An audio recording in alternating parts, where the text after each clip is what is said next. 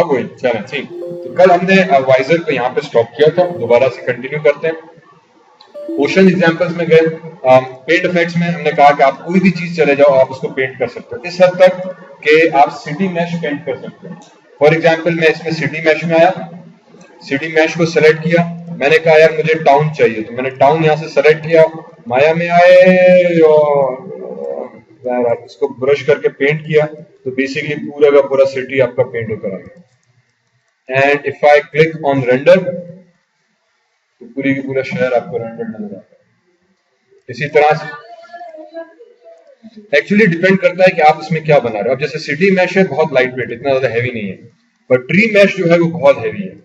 तो कुछ मैशेस बड़े हैवी होंगे, कुछ मैशेस बड़े लाइट वेट होंगे, डिपेंड्स ऑन दैट। तो ये जैसे हैं लाइट वेट है, कुछ मैशेस ऐसे हैं जो मैश है ही नहीं। फॉर एग्जाम्पल फूड में चलेगा तो बर्गर आ गया तो ये प्रॉपर बर्गर बना के दे देगा हमें, ठीक, एक बर्गर आ गया, लेकिन और ये पूरा 3D में मौजूद है हमारे पास बर्गर। इसी तरह से अगर मैं वापस वाइजर में आया और मैंने कहा कि मुझे चाहिए फन में, तो कुछ चीजें हैं नहीं, एक मिनट, फन फूड, वो अंतरी वाला कहाँ गया, फ्लैश, सही है, फ्लैश में आ गया, ठीक। फ्लैश में गया तो यहाँ पे फॉर एग्जांपल इंक्रिप्शन लिखा हुआ है, जो खून की कटी हुई धार होती है, फिंगर्स आ गई या हैंड आ गया। If I click on hand, come into my view code, sorry perspective, अरे लॉक होगा, पर्सपेक्टिव में आके बी प्रेस किया और मैंने हैंड ड्रॉ किया, तो बेसिकली उसने सिलेंडर बना दिया, ठीक, मैंने यूज किया। तो अब ये बिल्कुल लाइट वेट है, बट जब मैं इसको रेंडर करूंगा तो रेंडर पे डायनामिकली इसको कैलकुलेट करके सिलेंडर की जगह पे आ जाएगा। इस वजह से समटाइम्स रेंडरिंग में वो थोड़ा सा हैवी हो जाता है, क्योंकि उसको डायनामिक, सॉरी, तो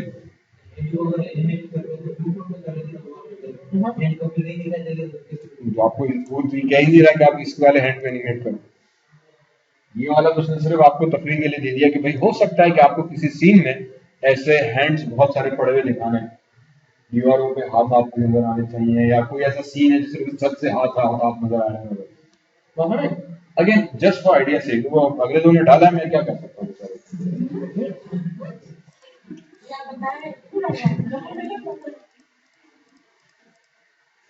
या एक और था वो इंटेस्टाइन कहाँ बनाई थी हमने,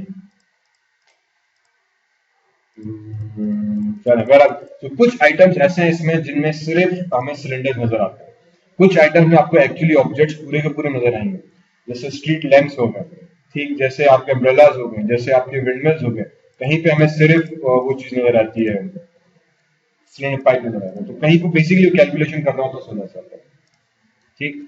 उसके बाद let me go into new scene, don't save, I come back into my window, general editors and visor, let me go into oceans. अब ओशंस में जाएंगे तो एक चीज यहाँ पे पहले नोट करो कि जब प्रीवियस कमेंट पे थे यहाँ पे .mel लिखा था हर चीज के आगे, तो अगर आपको लाइटनिंग क्रिएट करनी है .mel मतलब माया एम्बेडेड लैंग्वेज, माया की अपनी लैंग्वेज से कोड लिखा हुआ है, जब आप इसको ड्रॉ करोगे इसके पीछे कोड है, वो कोड से ऑटोमेटिकली चीज बनकर आएगा, ठीक है। मोशंस में गए तो यहाँ पे .mel है, MEL है, तो मुझे एक्चुअली इसको बनाने के लिए व्यू कोड में आके ड्राइंग करनी पड़ेगी। फॉर एग्जाम्पल लाइटनिंग है, इसको अगर मुझे व्यू कोड में ड्रॉ करना है, क्योंकि ये MEL है, मैंने ब्रश की साइज B प्रेस करके ड्रैग करके थोड़ी बड़ी की, व्यू कोड में क्लिक एंड ड्रैग किया तो ऑब्जेक्ट ड्रॉ हो गया मेरे पास। इफ आई हिट प्ले तो ये एनिमेट भी हो रहा है, ठीक है। And if I hit render तो बीसी बिजली कड़कने वाली पूरी इसके बिहेवियर हमारे पास मौजूद है। ये चीज ड्रॉ हुई, इसीलिए इसको हम कहते हैं पेंट इफेक्ट। पर यहाँ पे कुछ ऐसी चीजें मौजूद हैं, .ma करके मौजूद है। MA का मतलब माया फाइल्स, माया की फाइल जो नॉर्मल माया फाइल है, मतलब ये कि ये एक्चुअली ड्रॉ नहीं होंगी, ये आपको क्या करनी पड़ेगी कि मिडिल माउस से ड्रैग किया, व्यू कोड में आके ड्रॉप करना पड़ेगा, क्योंकि ये बेसिकली बनी बनाई माया की एग्जाम्पल फाइल है। जब आप इस पे क्लिक करके व्यू कोड में आओगे डबल क्लिक करने तो ये ड्रॉ नहीं होंगे, ये आपके पास एक एक्चुअल फाइल ओपन होगी और उसमें पूरा सीन बना हुआ होगा, और ये सीन है आपका वाटर का, और इसमें होपफुली कैमरा भी मुझे इफ आई रिमेंबर तो एक ऑटोमेटिकली वो ऐड कर देगा। इस कैमरा का अगर मैं सेलेक्ट करूं तो ये कैमरा आ गया, इफ आई हिट प्ले तो वो पूरा समंदर का जो सीन है वो उसमें रेंडर हो रहा है। रख देना इसके, हाँ आप साइड में रोड बना दो बस, एक इसने सिर्फ आपको एक व्यू दिया कि यार ये समंदर है और मैंने आपको बना के दे दिया, आपने यहाँ पे आकर रेंडर पे क्लिक किया, वो क्या करेगा कि इसको रेंडर करके हमें दे देगा। This is my ocean, very realistically very accurate आपका ocean. This is built in file, इसको हम कहते हैं Maya file. Built in example, sorry, इसमें माया। ठीक, अब इसको आप किस तरह से कस्टमाइज करना चाह रहे हैं वो तो टोटली आपके पास इस समय बना बना सोर्स कोड आ गया ओशन का। अब आपके ऊपर आप जैसे एडिट करना चाह रहे हैं। तो ये एक ओशन आ गया हमारे पास। इस तरह से हम तमाम के तमाम सीन जो है वो इसमें ले आते हैं, अंडर वाटर से लेके आउटडोर तक। तो जो मूवीज में फाइंडिंग नीमो वगैरह टाइप में आ जाते हैं वो चीज में आ जाती है। इसी तरह से क्लाउड्स आ गए, एक्सप्लोजन आ गए, फायर, फ्लड, ये सब चीजें हमने कल बताई थी कि you can create all these things. और ये सब एमए करके फाइल है, एमए है इंपोर्ट करना है।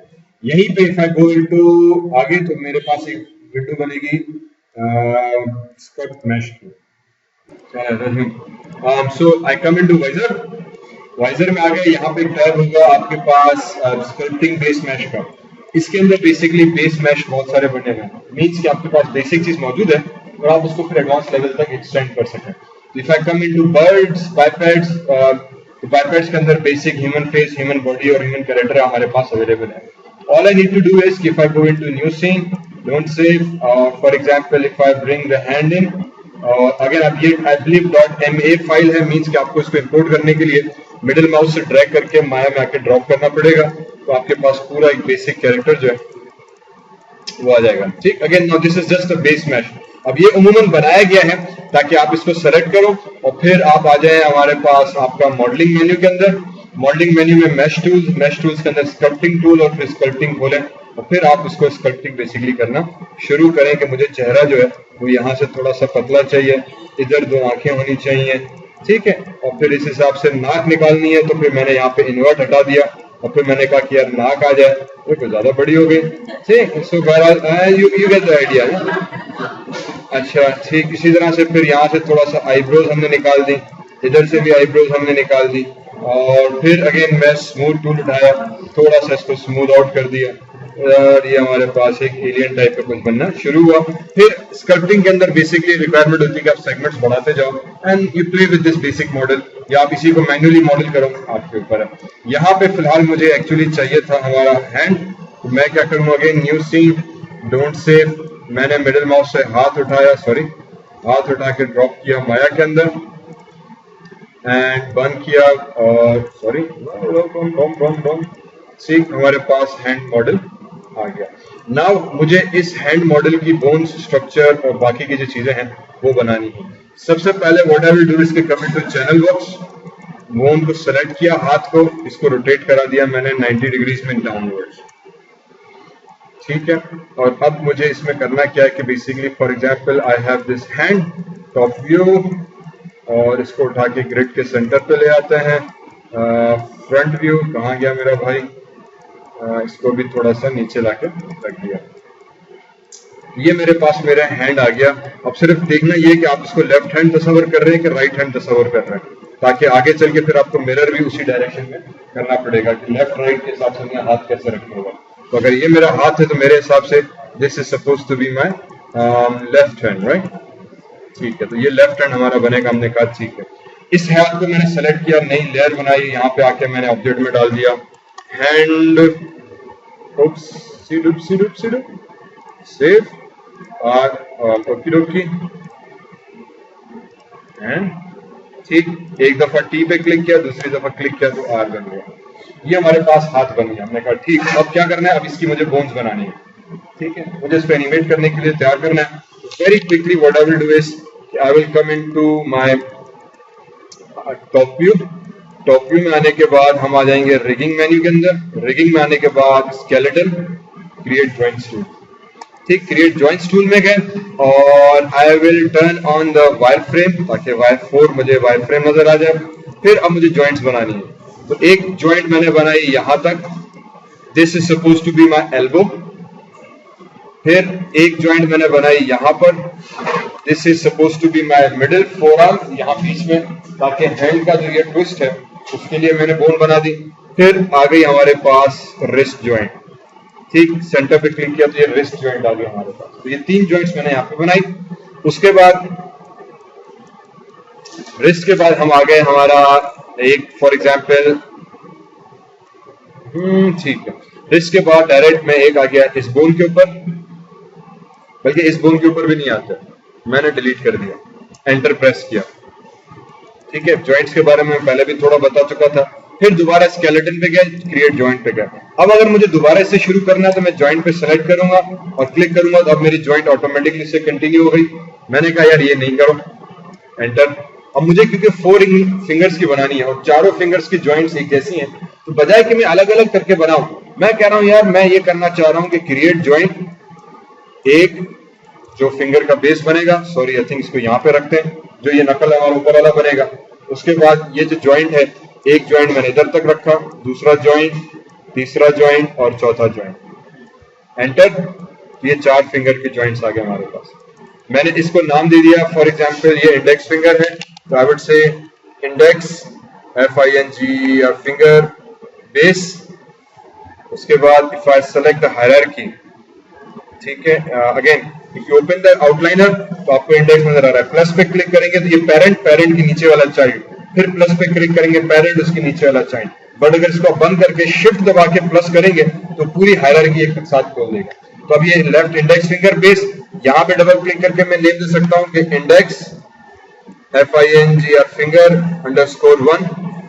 ठीक, इस पे डबल क्लिक किया, कंट्रोल C, यहाँ पे आके control V, finger 2, double click, इसको हटा के फिंगर 3 एंड इधर आके control V, sorry index FING और फिंगर _4। ठीक, तो या तो यहाँ पे आप नेमिंग कर दो या डबल क्लिक करके यहाँ पे नेमिंग कर दो, बाद लिखिए। तो अब देखो मैंने नेम इसीलिए किया कि मुझे पता चला यार ये इंडेक्स फिंगर 1 2 3 4 आ गई। अब ये जॉइंट 1 जॉइंट 2 अगर मैं इसके ऊपर प्लस में शिफ्ट दबा के करूं तो नाम नहीं पता चल रहा है। तो इसके ऊपर भी डाल करके मैंने कह दिया कि एल्बो, बल्कि in fact if I make it correct left elbow, ताकि आगे मैं इसी को मिरर कर सकूंगा। Sorry, LEFT left, ELBOW elbow. फिर इसको हम कहते हैं लेफ्ट FORE फोरआर्म, और इसको हम कहते हैं लेफ्ट WRIST रेस्ट। ठीक, फिर हम आगे जनाब, हमने कहा अच्छा ये बोन्स नीचे बन रही हैं, हमने इनको किया सेलेक्ट, पहले लेफ्ट एल्बो को, राइट क्लिक, फ्रंट व्यू, या in fact right view would be more appropriate. इसको हाथ के सेंटर पे रखा, यहीं पे छोड़ा, फिंगर उठाई, इसको भी मैं हाथ के सेंटर पे ले गया, 4 प्रेस किया और मैंने कहा यार इसकी थोड़ी सी बेंडिंग हमें करनी पड़ेगी, तो मैंने इसको सेलेक्ट किया, W इसको नीचे ले आए, W इसको नीचे ले आए, W इसको नीचे ले आए, maybe press 5 and I just have to make sure कि तमाम फिंगर जो हैं ये हमारी ये बोन के अंदर में मौजूद है। ठीक, now if you hide the hand तो ये फिंगर हमारे पास बनकर आ गई। If you want to check, ये थोड़ी सी टेढ़ी बेढ़ी बन गई, उसूलन फिंगर के हिसाब से मैंने कहा ये थोड़ी सी और ऊपर, और फिर इसको थोड़ा सा नीचे, इसको थोड़ा सा नीचे और इसको थोड़ा सा नीचे, ताकि उंगली यूं बेंड हुई प्रॉपर नजर आए। तो मैंने वो चीज वापस की और फिर अब की बार हाथ खोलूं तो होपफुली शुड बी और फिर वापस टॉप व्यू में आए, लेफ्ट फिंगर बेस को पकड़ा, हाथ को मैंने किया विजिबल। यहाँ पे बोन्स नजर नहीं आ रही, 2 तरीके बोन्स देखने को, एक 4 प्रेस कर दूंगा तो नजर आ जाएगा क्योंकि ज्योमेट्री वायर फ्रेम हो गई। दूसरा शेडिंग में जाके एक्सरे जॉइंट्स कर दिया, एक्सरे जॉइंट्स कर देंगे। अब आप 5 भी प्रेस करो तो आपको जॉइंट्स में बेसिकली नजर आ जाएंगे। तो अब जॉइंट्स सी थ्रू हो गए, जॉइंट्स आपके ज्योमेट्री के थ्रू नजर आएंगे। तो हमने कहा चलो ये भी ठीक है, इसको सेलेक्ट किया, कंट्रोल D यहाँ पे रखा, कंट्रोल D यहाँ पे लाके रखा, कंट्रोल D यहाँ पे लाके रखा। अब फर्क सिर्फ इतना है, थोड़ा सा इसको एडजस्ट करते चले गए। मैंने कहा ये इंडेक्स फिंगर है, थोड़ी सी बोन बाहर आनी चाहिए और मे भी इसको भी हमने थोड़ा सा यहाँ पे, अब ये उंगली थोड़ी सी बेंड की हुई है, उसूलन होना नहीं चाहिए। जब हम मॉडल करें तो 4 उंगलियां सीधी हो। ठीक, अब इससे एक ट्रिक और पता चली कि जब आप फिंगर्स मॉडल करो तो रिमेंबर मैंने भी सीधा सीधा एक्सट्रूड किया था। वजह यह कि जब उंगली आपकी बिल्कुल सीधी होगी तो बोन सीधी बनेगी, बोन सीधी बनेगी तो एनिमेशन में बोन्स का मूवमेंट सीधी होगी। बोन्स को आपने एंगल टेढ़ा कर दिया ना शुरू में, आगे जब जाके आप करोगे तो उसका एंगल टेढ़ा ही बनेगा, तो उसकी मोशन हमारे पास गड़बड़ आना शुरू हो जाएगी। तो हमने इसको बिल्कुल सीधा रखा। मैंने कहा मैं बाद में हैंड के वर्टेक्स सीधा कर दूंगा। ये आ गई हमारे पास मिडिल फिंगर, क्या कहते हैं रिंग फिंगर, इसको थोड़ा पीछे ले गए। इसकी बोन्स के हिसाब से मैंने कहा इसको भी जो है हम थोड़ा सा पीछे कर दिया। अगर आप चाह रहे हैं तो इसको थोड़ा सा हम माहौल रखो साइड, इसको उठाया, इसको भी थोड़ा सा साइड में दे दिया और फिर लास्ट फिंगर को भी थोड़ा साइड यूं, मे भी इसको भी उठा के मैं हिला देते हैं, बट इसकी वजह से थोड़ा सा इसके मोशन में जो है वो फर्क आ सकता है, ये मैं ऑलरेडी बता रहा हूँ। इसको कम कर दिया, थोड़ा करीब ले गए। अब ये छोटी फिंगर, इसको अमूमन क्या कहते हैं इंग्लिश में? इंग्लिश में इसको क्या कहते हैं? लिटिल फिंगर, पक्का? पर्सपेक्टिव, ठीक। पर्सपेक्टिव ऑन करते हुए मैं आ जाऊंगा। सोचो सोचो सोचो, आज का सवाल है ये। क्या कहते हैं वो, हम सब कौन सा जीतो पाकिस्तान का, ठीक। तो ये फिंगर्स को हमने बेसिकली बोन्स के अंदर एडजस्ट करा दिया। ये थोड़ी फिंगर की बोन बाहर निकली हुई है, इसको हमने पीछे करा के एडजस्ट करा दिया यहाँ पे। फिर I hide the hand and just check कि आपकी फिंगर्स की बेसिक डायरेक्शन सेम बनी हुई है कि नहीं बनी हुई। हमने कहा परफेक्ट। सिर्फ अब नेमिंग रहती है, क्योंकि इस वक्त सबकी सब index finger index finger index finger बन गई। तो पहले फिंगर इंडेक्स कहलाती है, जो मेन फिंगर होती है शहादत की इंग्लिश हम कहते हैं। दूसरी जो फिंगर है उसको हम कहते हैं मिडिल फिंगर वन। जो तीसरी फिंगर है उसको हम कहते हैं रिंग फिंगर, जहां अंगूठी बनाई जाती है अमूमन, ठीक, इस पे। और जो आखिरी फिंगर है बेचारी, इसको कहा जाता है पिंकी। पिंकी, ठीक। आई थिंक ये थोड़ा सा हिल गया, हाँ अब याद आ गया, ठीक है। सो ये चारों फिंगर्स की बेस हो गई। If I click shift click on middle finger की प्लस पे, तो ये सिर्फ मिडिल फिंगर पहला नाम चेंज हुआ, बाकी के चेंज नहीं हुए। तो यहाँ पे भी जाके बड़ी आराम से मुझे दोबारा से नेमिंग को एडजस्ट करना पड़ेगा। MIDDLE मिडिल, और फिर इसको मैं कर दूंगा कंट्रोल C, यहाँ पे आ गए। और फिर आपके ऊपर है कि आप इसको भी, अरे MIDDLE middle and double click home MIDD। अब इसको नेमिंग क्यों इंपॉर्टेंट है? क्योंकि रिमेंबर जब आप स्किन करने जाओगे, स्किनिंग जब हम करने जाएंगे, तो उसमें ये चीज हमें मैटर करेगी कि मैं किस फिंगर की बोन को किस एरिया के साथ अटैच कर रहा हूँ। तो वहां पे एक लिस्ट आ जाती है, तो हमें by name of the bone भी आइडेंटिफाई कि इस बोन के ऊपर मैं काम कर रहा हूँ। मिडिल फिंगर की बोन 1, मिडिल फिंगर की बोन 2, लिटिल फिंगर की बोन 1 या पिंकी के ऊपर। तो अगर हमने नेम नहीं दिए हुए होंगे तो फिर हमें इस चीज को स्किनिंग आगे करेक्शन में बड़ा फिर प्रॉब्लम हो जाती है।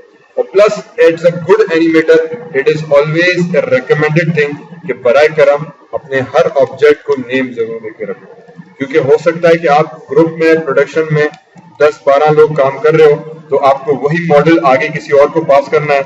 जब नाम किया होगा तो आपका इंप्रेशन भी अच्छा पड़ता है, प्लस आगे काम करने वाले को हो सकता है कि नेम की सख्त जरूरत पड़ जाए। Pinky, PINKY pinky finger 1, double click PINKY pinky finger 2, और PINKY pinky finger 3, and finally PINKY pinky finger 4। ठीक, चारों फिंगर्स का हमने नाम दे दिया। और अब फाइनली मुझे इन चारों फिंगर्स को जोड़ना है इस मेन रिस्ट जॉइंट के साथ। तो इसको सेलेक्ट किया, शिफ्ट सेलेक्ट किया, इसको P दबा दिया, पेरेंट। तो पेरेंट जब करेंगे तो ऑटोमेटिकली माया उसका बोन बना देगा। पेरेंट, इसको सेलेक्ट किया, शिफ्ट क्लिक, इसके P प्रेस कर देंगे, पेरेंट। इसको सेलेक्ट किया, इसको सेलेक्ट किया, P प्रेस कर दिया, पेरेंट। तो बोन्स अटैच हो गए।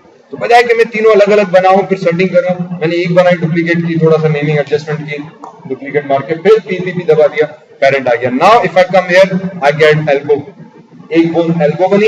If I shift click on this plus, तो इस एल्बो के नीचे की ये पूरी हायरार्की बनकर आ गई। ये एल्बो है, उसके अंदर फोर आर्म है, फोर आर्म के अंदर रिस्ट जॉइंट है। रिस्ट को अगर मैं शिफ्ट प्लस पे क्लिक करूं तो उसके अंदर फिंगर 1, फिंगर 2, फिंगर 3 और फिंगर 4, चारों फिंगर की हायरार्की हमारे पास। अब आ जाता है, ये हो गया bone structure. And if I click on display तो मेरा हाथ बन गया। Control S and I would go into my नहीं, नॉट हियर, सीन्स। ठीक, सीन्स में जाके मैंने इसका नाम दे दिया हैंड का। फिर हैंड रिग हमारे पास आ गई। अब इस हैंड रिग को मुझे अटैच करना है इस स्किन के साथ। तो मैंने प्राइमरी स्किन सेलेक्ट की सबसे पहले, तो इसको अनचेक किया, स्किन सेलेक्ट की, शिफ्ट सेलेक्ट किया बोन को। हम आ जाएंगे रिगिंग मेन्यू के अंदर ही, स्किन के अंदर बाइंड स्किन ऑप्शन बॉक्स।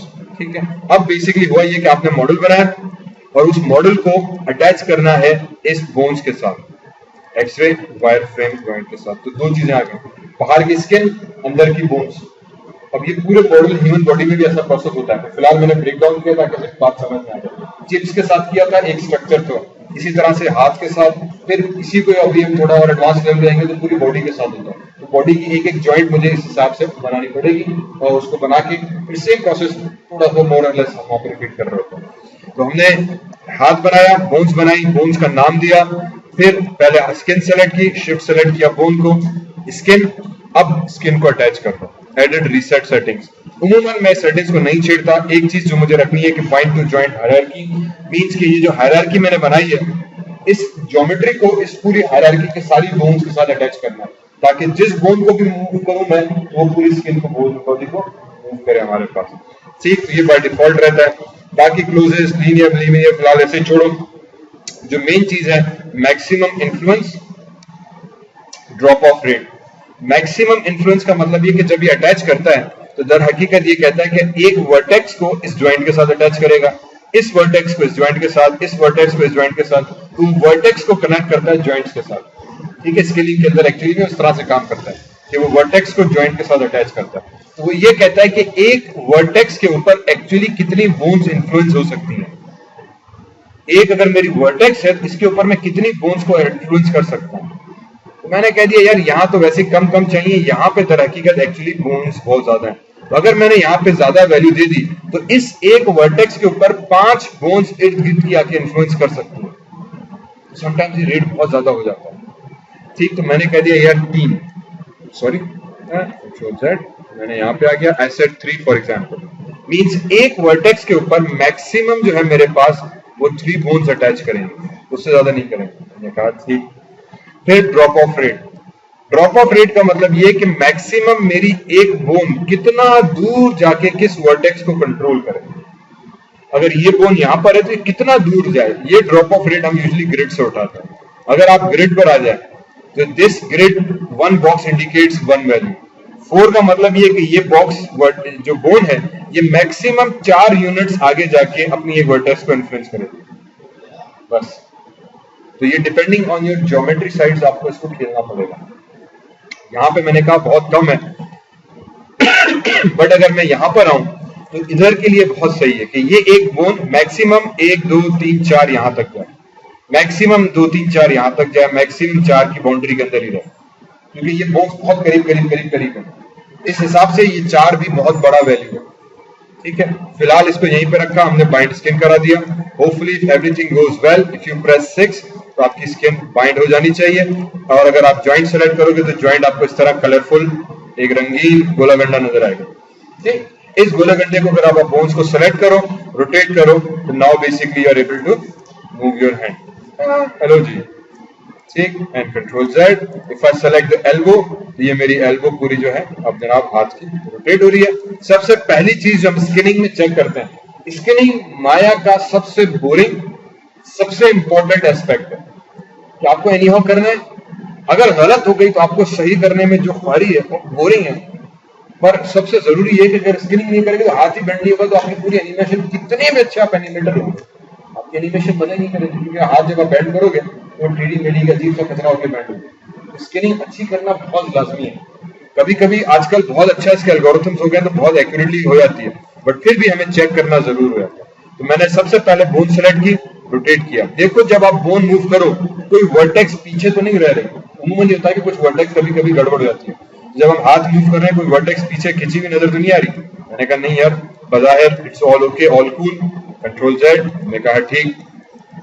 फिर मैंने आ गया फिंगर्स के ऊपर, इस फिंगर को सेलेक्ट किया, मैंने रोटेट किया, तो अब देखो ये चीज हो रही है। I am just moving my pinky, तो ये इस वर्टेक्स को भी इन्फ्लुएंस कर रही है। ठीक है, ये गड़बड़ होना शुरू हो गई। जो मेन वर्टेक्स उसने तो नहीं किया, बट यहाँ पे अभी हमारे पास गड़बड़ होना शुरू हो गई। तो मैंने कहा अच्छा अगर मैं इसको सेलेक्ट करूं तो उमूमन ये तकरीबन ठीक है, थोड़ा सा इसका असर जो है वो इस बोन्स पे पड़ रहा है, इनके हाथ के ऊपर हल्की सी, you can see now you better. तो मतलब यहाँ भी थोड़ी सी गड़बड़ मुझे करनी पड़ेगी। इधर आ गया and this thing also, this is okay actually, मुझे इसमें जरा सा कम गड़बड़ लग रही है। और यहाँ पे ये तो पूरा, अरे अंगूठा तो हमने बनाया ही नहीं था, सच के जाओ।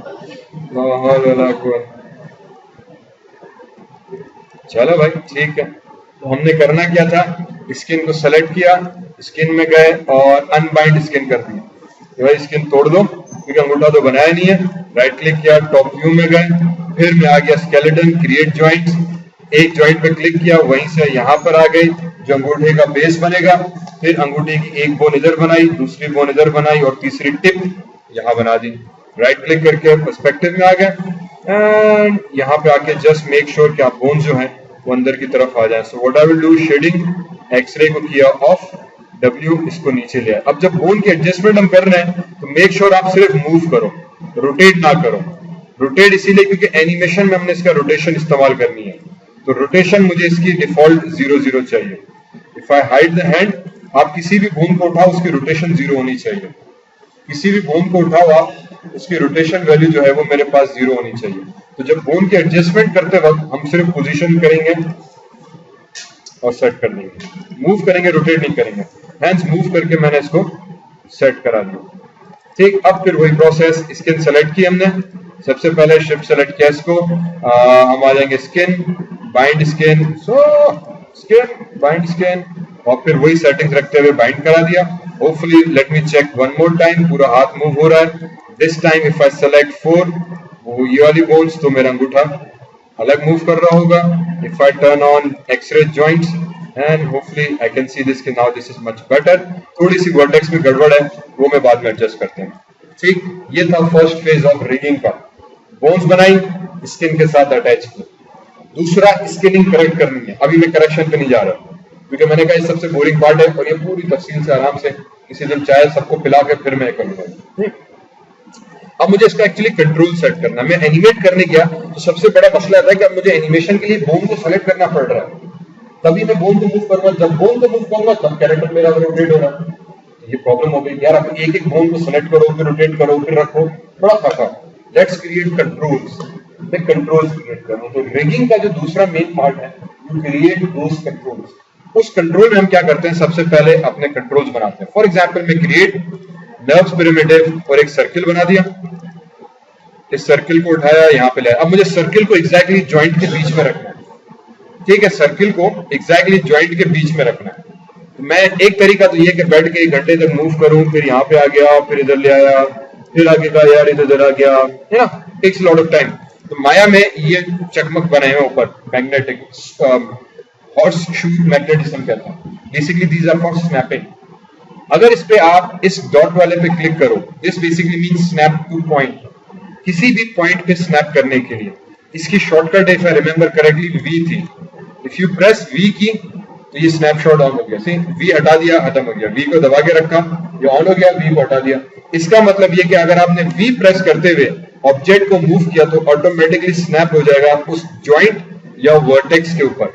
ये पॉइंट स्नैपिंग, पॉइंट का मतलब कोई भी पॉइंट, तो वो जॉइंट भी एक पॉइंट को तस्वीर कर रहा है, या वर्टेक्स, किसी भी वर्टेक्स पे कोई ऑब्जेक्ट स्नैप करना है, वी दबाओ या इस चकमक को दबा के छोड़ दो। इसको दबा के छोड़ दिया, अब ये ऑटोमेटिकली देखो या तो उस पर स्नैप हो रहा है या इधर आएगा, कहीं नहीं जाएगा। फिर इसमें जो पहला वाला है ग्रिड स्नैपिंग। ग्रिड स्नैपिंग का मतलब ये कि if you go into top view for example, इधर गया ये भाई, ये रहा, तो ये ग्रिड स्नैप हमेशा ग्रिड पे स्नैप करता हुआ जाएगा। इफ यू जूम इन, सी, एक सेंटर जहां पे ग्रिड बंद हो रही है वहीं पे सेंटर पे आ ही नहीं सकता, स्नैप हो रहा है क्योंकि मैंने ग्रिड स्नैपिंग ऑन कर दी। ठीक, इसको हटाया, अब मैं इसको सेंटर पे भी लेके ला सकता हूँ। पर जैसे ग्रिड स्नैपिंग ऑन की, अब जो इसको मूव करूंगा प्लिंग स्नैप हो जाएगा। तो समटाइम्स ऑब्जेक्ट को एक्यूरेटली अलाइन करना कि सारे ऑब्जेक्ट सीधी सीधी लाइन में, हम ग्रिड स्नैपिंग कर लेते हैं। इस वक्त मैंने पॉइंट स्नैपिंग ऑन की, इस ऑब्जेक्ट को पॉइंट में ले गए, वापस पर्सपेक्टिव में आ गया। मैंने सर्किल की रोटेट करा देंगे हम यहाँ पे 90 डिग्रीज, साइज उठाई सर्किल की, स्केल, थोड़ी स्केल की साइज हमने बड़ी कर दी। इसको मैंने नाम दे दिया ELBOWCTRL फॉर एल्बो कंट्रोल। अब मुझे इसको अटैच करना है, पर अटैच करने से पहले कंट्रोलर बनाया। ठीक है, हो सकता है कि मैं इसके कंट्रोल वर्टेक्स के साथ भी जाके थोड़ी सी छेड़छाड़ कर दें कि यार ये मेरी एल्बो बन गई। ठीक है, हाँ अच्छा हो गया शेप, मैं ये एल्बो शेप बन गया हमारा साबुनदानी। यस, सो इस एल्बो को अब इससे पहले कि मैं अटैच करूं, I have to make sure कि ये अकाउंट 0 हो जाए, ताकि मैं जब इसको रीसेट करना चाहूं तो मैं 0 प्रेस करूं और ऑब्जेक्ट मेरा वापस अपनी डिफॉल्ट पोजीशन पे आ जाए। तो I will go into modify, यहाँ पे एक ऑप्शन है फ्रीज ट्रांसफॉर्मेशन का। फ्रीज ट्रांसफॉर्मेशन क्या करेगा कि ऑब्जेक्ट को कुछ नहीं करेगा, उसको उधर ही रखेगा, बट उसकी वैल्यूज को रीसेट कर देगा। एक फ्रीज ट्रांसफॉर्मेशन बड़ा जबरदस्त माया का फीचर है जो रिगिंग में, इसके बगैर हम काम नहीं कर सकते। मॉडिफाई में गए, फ्रीज ट्रांसफॉर्मेशन किया, ऑब्जेक्ट की एक्सिस फ्रीज हो गई। तो इसको मैंने फ्रीज किया, चैनल बॉक्स ओपन किया हुआ है, फिर मैंने अपनी इस एल्बो को सेलेक्ट किया, शिफ्ट सेलेक्ट किया, इसको पी प्रेस कर दिया। पी अगेन एडिट माया का पेरेंट एक टूल है, बड़ा ही बाकमाल टूल है। वो क्या करेगा कि पहले मैंने बोन सेलेक्ट की थी एज अ चाइल्ड, फिर मैंने शिफ्ट सेलेक्ट कंट्रोलर को सेलेक्ट किया था एज अ पेरेंट और फिर पी दबाया, तो जो बोन थी वो चाइल्ड हो गई इस पेरेंट की। अब मुझे next time parent bone select करने की जरूरत नहीं है, मैं इस कंट्रोलर को सेलेक्ट करके इसको रोटेट करूंगा, एज सिंपल एज दैट। ठीक, अब मुझे जहां पे जैसे उसको लेके जाना है मैं कंट्रोलर को सेट करूंगा, फिर इसकी वैल्यू खराब भी हो गई, मुझे अनडू की जरूरत नहीं, मैं रोटेट में आके 0 दबाया, हजरत अपनी डिफॉल्ट पोजीशन में आ गया। कल को मैंने हाथ दिखाया, मुझे बोन्स देखने की जरूरत नहीं, मैं शो में गया, यहां से जॉइंट्स हाइड कर दिए, सिर्फ मुझे कंट्रोलर नजर आना चाहिए, मैंने कंट्रोलर को उठा के मूव करूंगा, हाथ फिर भी मूव करूंगा। ठीक, ये था फर्स्ट स्टेप ऑफ रिगिंग। अब मुझे पता चला हाथ मेरा बहुत बड़ा था, तो अगर अब आपने इस कंट्रोलर को बड़ा किया छोटा किया तो आपकी स्केलिंग सब चीजें साथ में होंगी। तो मैंने कहा ये तो गड़बड़ है, मुझे इसकी साइज बड़ी करनी है, तो कंट्रोल वर्टेक्स में चले गए।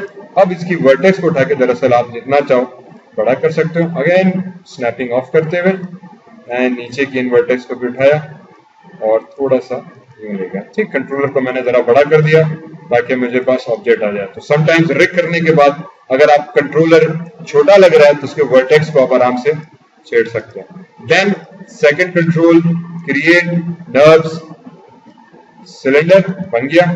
बोन्स को मैं इसको हाइड किया, शो जॉइंट्स वापस विजिबल किए, वी प्रेस किया ताकि ग्रिड पॉइंट स्नैपिंग ऑन हो जाए। इसको उठा के मैं यहाँ पे ले आया, इसको भी हमने रोटेट करा दिया, वैल्यू दे दी 90 डिग्रीज, स्केल में गए, साइज बड़ी कर दी, हाथ शरीफ को वापस विजिबल पे ले आए, तो ये मेरे पास मेरा रिस्ट कंट्रोल हो जाएगा। इस रिस्ट में जाके सेगमेंट्स मैंने इस पे एक्चुअली कर दिए 8 की जगह पे 12, राइट क्लिक करके कंट्रोल वर्टेक्स, फिर 1 2 और 3, ये 4 और इस तरह से 5, ये 6। ठीक, और इसको सितारा इम्तियाज बना दिया हमने।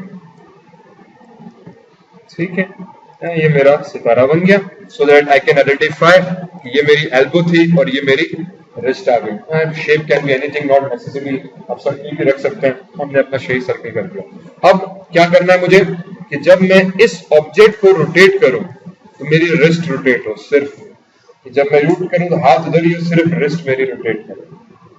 ठीक है, मैं रिस्ट को घुमाना चाह रहा हूं, तो हम क्या करेंगे, अब कंट्रोलर सेलेक्ट किया, इसका नाम दे दिया WRIST wrist CTRL control, values इसकी अजीबो गरीब है, मॉडिफाई में गए, फ्रीज ट्रांसफॉर्मेशन कर दी, ये भी 0 0 हो गई। अब अगर मैं इस बोन को सिलेक्ट करता हूं, इस बोन को शिफ्ट सेलेक्ट किया इसको और P दबा दिया, तो प्रॉब्लम ये होगा कि ये रिस्ट एक्चुअली पेरेंट चाइल्ड है इस एल्बो में। अगर पेरेंट हम यहाँ पे P दबा के करेंगे तो ये लिंक ब्रेक हो जाएगा और ये बोन जो है अब चाइल्ड बन जाएगी इस अंकल को, तो ये कनेक्शन हाथ का हमारा टूट जाएगा पूरा। हम चाह रहे हैं कि यार जब मैं रिस्ट को रोटेट करूं, इस कंट्रोलर को, तो रिस्ट रोटेट हो, और अब यहाँ पे पेरेंट हमारा फेल हो गया। अब यहाँ पे P जो था वो फेल हो गया, क्योंकि अगर हमने P प्रेस कर दिया तो वो लिंक इधर वाली ब्रेक कर दी उसने और अब इसके साथ लिंक बना दी। तो हाथ ये तो काम कर रहे हैं बट इधर से इसका पूरा ताल्लुक टूट गया। हैंस जब हाथ पे हम जाएंगे तो ये चीज जो थी डिंग हो गई, this creates a problem. Bones हमारी ब्रेक हो गई, बोन्स ब्रेक नहीं होनी चाहिए। Control Z, control Z, control Z. तो अब आ जाते हैं हम रिगिंग के बाकी बाकमाल तरीकों पर, ठीक, जिसमें और चीजें हैं जिसको हम कहते हैं कंस्ट्रेंट्स। अब यहाँ पे हम यूज करेंगे कंस्ट्रेंट्स। कंस्ट्रेंट्स क्या है? कंस्ट्रेंट्स बेसिकली एक मैथमेटिकल लॉजिक है जिसके तहत ऑब्जेक्ट के स्ट्रक्चर में कोई तब्दीली नहीं लाता, उसके एट्रीब्यूट्स को आपस में कनेक्ट कर देता है। जब हम P प्रेस करते हैं तो वो हायरार्की एक्चुअली तब्दील करता है, स्ट्रक्चर में तब्दीली ला रहा है। ठीक, हमने स्ट्रक्चर में तब्दीली नहीं लानी, हमने ये कहना है कि भाई ऑब्जेक्ट का स्ट्रक्चर वही रहे बट इसका सिर्फ जो पेरेंट है वो मजाजी खुदा ये बन गया। सो what I do is I select my child, shift select the object, go into constraint, hit parent. When I do that, now, अच्छा sorry मैंने उल्टा कर गया, in fact Yes, Control Z, Control Z, Control Z. First select the parent, then select the child. तो ये चीज मैं हमेशा भूल जाता हूँ, तो चेक कर लेना. चेक कैसे करता है मैं वो बताता हूँ. If I select the parent first, shift select the child, go into constraint parent. Constraint आपको मिलेगा rigging menu के अंदर ही, constraint parent. What this will do now is if I select the controller, press rotate, तो आपका controller connect होगा. ठीक, जिधर ये जाएगा उधर ये जा रहा है. कंट्रोल Z, और क्योंकि मेरे हाथ की बोन का स्ट्रक्चर भी मौजूद है, ये अभी वैसे का वैसा कनेक्शन में बोन मौजूद रहेगी. बट अब क्योंकि इसका पेरेंट तब्दील हो चुका है तो सेटअप तब्दील हो गया. तो अब मुझे दूसरा स्टेप में क्या करना पड़ेगा कि इस कंट्रोलर को सिलेक्ट किया, क्योंकि जाहिर सी बात है जहां एल्बो जाएगी वहां रिस्ट भी जाना चाहिए. ठीक, बोन्स बनी हुई है, बोन्स हमारी ब्रेक नहीं हुई, पर अब क्योंकि इस हाथ को हमने कंस्ट्रेंट कर दिया इसके साथ, तो इस कंट्रोलर को सेलेक्ट किया, शिफ्ट सेलेक्ट किया इसको, और मैंने पी करा दिया. एंड जब ये कंट्रोलर सेलेक्ट होगा तो वो कंट्रोल भी सेलेक्ट हुआ, और अब आपका हाथ पूरा का पूरा मूव हो गया. और जहां पे आपको तबीयत में हुआ तो आपने फिर इसको सेलेक्ट किया, जल्दी से रोटेट पे गए और जल्दी जल्दी जल्दी ले ले अल्लाह.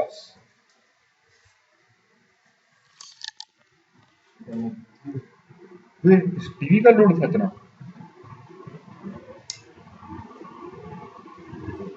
रोटेट पे गए और रोटेशन गायब हो गई मेरे. यहाँ पे मूव, रोटेट, रोटेट का किसमें गायब हो गया, या Allah. And I can basically अब आ गया. ठीक, I can rotate this object as I like.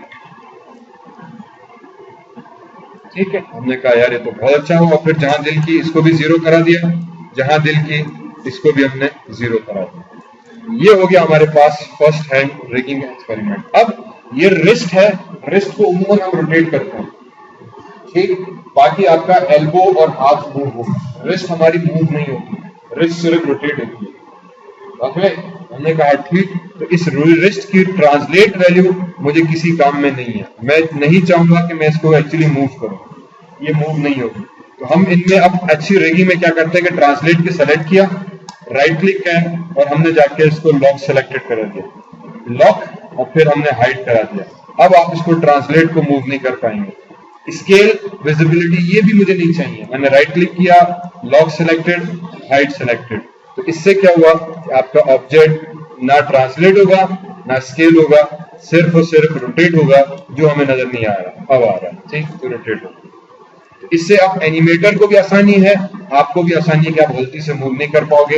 ये जो क्योंकि मेरा मेन कंट्रोलर है, I can move this, I can rotate this as I like. जब इसको मूव करूंगा पूरा हाथ मूव हो रहा है. इंसर्ट कर रहा है इसका स्टार वाले को. जब हमने सेलेक्ट किया तो मैंने इसकी सब चीजें लॉक कर दी. अब ये मूव नहीं हो पाएगा, ग्रे आउट हो गया. रोटेट पे जाएंगे, सिर्फ और सिर्फ मैं रोटेट कर सकता हूं इसको. ठीक, एक्स वाई जी के हिसाब से हाथ को, कंट्रोल जेड, बाकी कोई चीज नहीं. ये हमारे पास फर्स्ट लेवल ऑफ कंट्रोल आ गया. सेकेंड लेवल ऑफ कंट्रोल में मैं फिंगर्स को कंट्रोल, वो फिर नेक्स्ट क्लास में इसी तरीके नहीं. अब इसमें और टूल्स बहुत हैं. इसमें आप यूज करेंगे सेंट्रिविन की. सेंट्रिविन की मैंने लास्ट टाइम एक दो एग्जांपल इसके कराए हुए हैं, चिप्स में भी, और आई थिंक शायद कैरेक्टर्स में आपको कराए थे, किसको कराए थे. मेरा मैंने सेंट्रिविन की यूज किया हुआ है. मैं वो दोबारा अब हम इसमें यूज करेंगे एक और सेंट्रिविन की का, जिसके तहत आपके ऑब्जेक्ट को आप बेसिकली मूव कराएंगे. ठीक है, कि मैं उसको हाथ को कंट्रोल, फिंगर दम करना, एक फिंगर खोलना तो दूसरी फिंगर, तीसरी फिंगर, चौथी फिंगर, हर फिंगर का अलग अलग कंट्रोल, उसी तरह से एक्सप्रेशन सारे हमारे पास. ठीक है.